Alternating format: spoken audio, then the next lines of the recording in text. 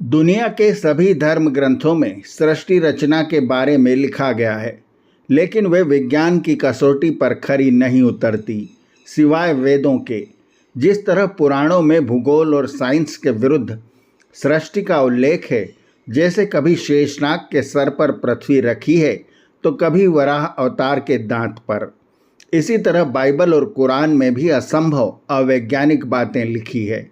इसका कारण स्पष्ट है कि जिस काल में ये ग्रंथ लिखे गए, उस काल में विज्ञान भी ये बातें नहीं जानता था, जबकि सृष्टि के प्रारंभ में ही यजुर्वेद में यह मंत्र आ गया था। आयम गोह प्रश्निर क्रर्म दस दन्मार तरपुरः पितरम च प्रयंतस्व, अर्थात यह भूगोल जल के सहित सूर्य के चारों ओर घूमता जाता है, अर्थात पृथ्वी सूर्य के चक्कर लगाती है। आज हम बात कर रहे हैं महर्षि दयानंद सरस्वती कृत सत्यार्थ प्रकाश के 13वें समुल्लास की, जिसमें चर्चा हो रही है बाइबल के अनुसार सृष्टि रचना की। बहुत ही दिलचस्प प्रश्नोत्तर शैली में यह चर्चा लिखी गई है। आइए समझने का प्रयास करते हैं। तौरेत उत्पत्ति पुस्तक पर्व 1 आयत 1/2।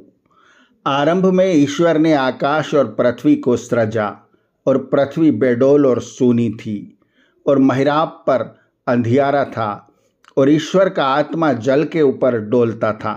समीक्षक, आरंभ किसको कहते हो? ईसाई, सृष्टि के प्रथम उत्पत्ति को। समीक्षक, क्या यही सृष्टि प्रथम हुई, इसके पूर्व कभी नहीं हुई थी?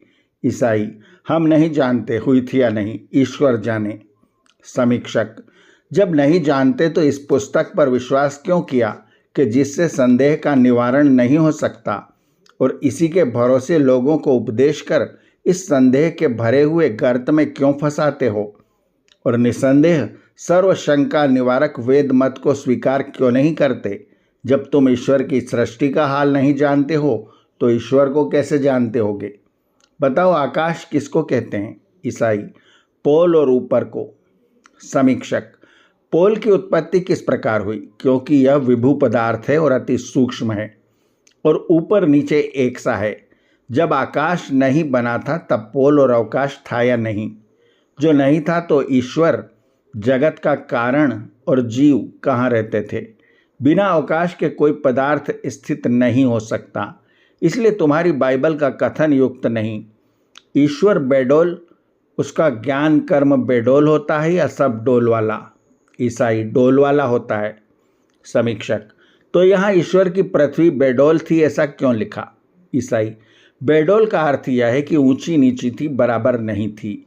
समीक्षक, फिर बराबर किसने की? और क्या अब भी ऊंची नीची नहीं है?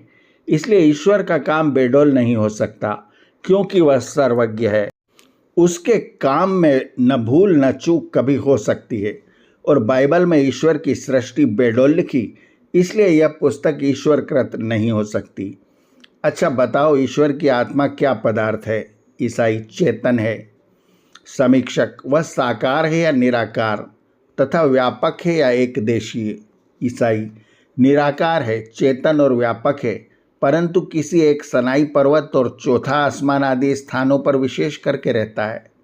समीक्षक, जो निराकार है तो उसको किसने देखा? और व्यापक का जल पर डोलना कभी नहीं हो सकता। भला जब ईश्वर का आत्मा जल पर डोलता था तब ईश्वर कहाँ था? इससे यही सिद्ध होता है कि ईश्वर का शरीर कहीं अन्यत्र स्थित होगा, अथवा अपने कुछ आत्मा के एक टुकड़े को जल पर डुलाया होगा। जो ऐसा है तो विभू और सर्वज्ञ कभी नहीं हो सकता। जो विभू नहीं, वह जगत की रचना, धारण, पालन और जीवों के कर्मों की व्यवस्था या प्रलय कभी नहीं कर सकता, क्योंकि जिस पदार्थ का स्वरूप एकदेशी है उसके गुण कर्म स्वभाव भी एकदेशी होते हैं। जो ऐसा है तो वह ईश्वर नहीं हो सकता, क्योंकि ईश्वर सर्वव्यापक, अनंत गुण कर्म स्वभाव युक्त, सच्चिदानंद स्वरूप, नित्य शुद्ध बुद्ध, मुक्त स्वभाव, अनादि अनंत आदि लक्षण युक्त वेदों में कहा है। उसी को मानो तभी तुम्हारा कल्याण होगा, अन्यथा नहीं। तौरेत उत्पत्ति पर्व 2 आयत 3 और 4।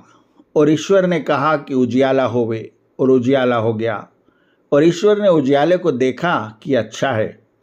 समीक्षक, क्या ईश्वर की बात जड़ रूप उजियाले ने सुन ली? जो सुनी हो तो इस समय भी सूर्य और दीप अग्नि का प्रकाश हमारी तुम्हारी बातें क्यों नहीं सुनता? प्रकाश जड़ होता है, वह कभी किसी की बात नहीं सुन सकता।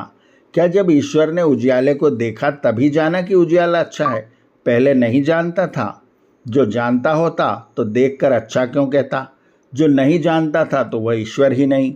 इसलिए तुम्हारी बाइबल ईश्वरोक्त और उसमें कहा हुआ ईश्वर सर्वज्ञ नहीं है। तौरेत उत्पत्ति पर्व 1 आयत 6, 7 और 8। और ईश्वर ने कहा कि पानियों के मध्य आकाश होवे और पानियों को पानियों से विभाग करे। जब ईश्वर ने आकाश को बनाया और आकाश के नीचे के पानियों को आकाश के ऊपर के पानियों से विभाग किया, और ऐसा हो गया। और ईश्वर ने आकाश को स्वर्ग कहा, और सांझ और बिहान दूसरा दिन हुआ। समीक्षक: क्या आकाश और जल ने भी ईश्वर की बात सुन ली? और जो जल के बीच में आकाश न होता तो जल रहता ही कहाँ? प्रथम आयत में आकाश को सृजा था, फिर आकाश का वापिस से बनाना व्यर्थ हुआ। जो आकाश को स्वर्ग कहा तो वह तो सर्वव्यापक है, इसलिए सर्वत्र स्वर्ग हुआ। फिर ऊपर को स्वर्ग है यह कहना व्यर्थ है। जब सूर्य उत्पन्न ही नहीं हुआ था तो पुनः दिन और रात कहाँ से हो गई? ऐसी ही असंभव बातें आगे की आयतों में भरी हैं। तौरेत उत्पत्ति पर्व आयत 26, 27, 28।